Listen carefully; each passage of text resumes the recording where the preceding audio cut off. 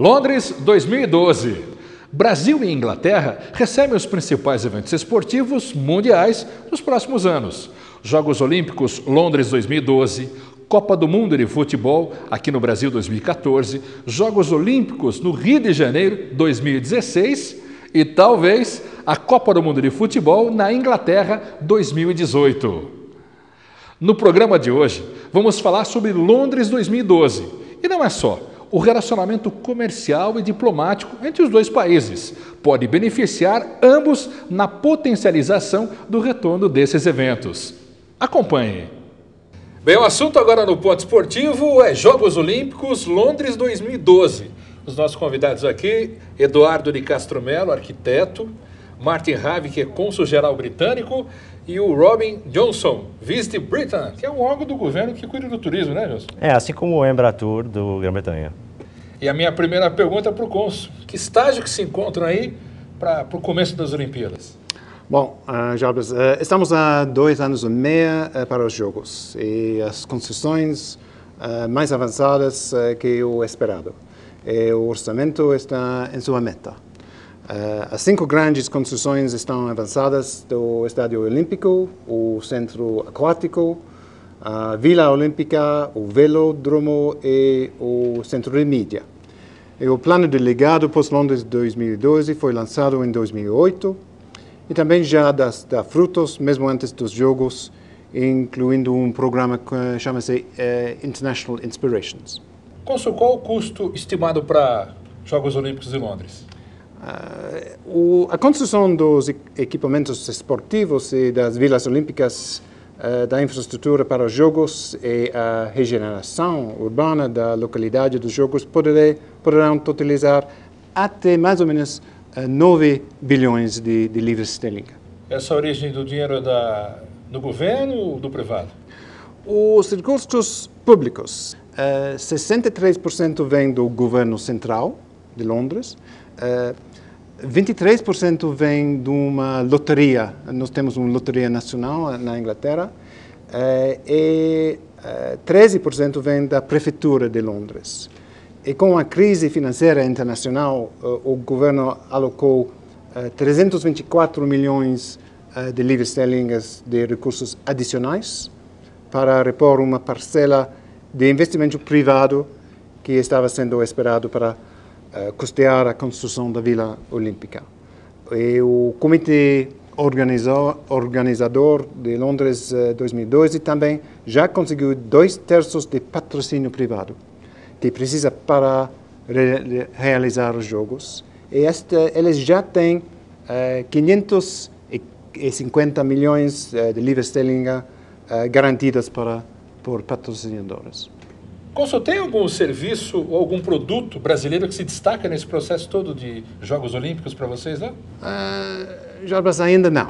Infelizmente não para o Brasil, mas há um portal online onde todas as licitações e compras diretas e indiretas são anunciadas. Qualquer empresa britânica ou internacional ou brasileira que preencha alguns critérios mínimos podem se registrar no site www.competefor.com. Hoje, mais de 90 mil empresas são registradas, mas ainda não um sucesso brasileiro, mas pode ser. E ainda tem muito espaço de negócio para isso, cônsul? Tem espaço, sim, com certeza. Bem, Rob, agora eu vou falar com você. Como é que está o trabalho do turismo? A gente sabe que para uma Copa do Mundo precisa de muita estrutura, né? de muito conhecimento. Para a Olimpíada, é igual ou tem que mudar alguma coisa? Londres tem a sorte de que já tem uma infraestrutura de turismo bastante avançado. Assim, comparado com outras sedes das Olimpíadas, Londres já está muito avançado e já tem os números de quartos de hotéis e meios de transporte para sediar uma Olimpíadas. Mas ainda assim a gente está investindo ainda mais para modificar e melhorar o oferecimento turístico para os visitantes para 2012 e para o futuro também. Então essa falta que você citou aí seria em que segmento? Uma coisa em específica que a gente pode destacar é a melhoração de transporte no leste de Londres, que é uma parte da cidade que está menos avançado nesse tipo de infraestrutura. E aí no Parque Olímpico, onde vai ser no leste de Londres, vai melhorar muito o sistema de transporte para a comunidade local e para o transporte para as Olimpíadas. Bom, Eduardo, vamos fazer uma comparação para nós brasileiros aqui, né? Você como arquiteto, a gente citou aqui Londres, precisa mudar muita coisa para o Rio de Janeiro para receber uma Olimpíada? São projetos totalmente diferentes, né? Realidades completamente diferentes. Londres é uma coisa, Rio de Janeiro é outra.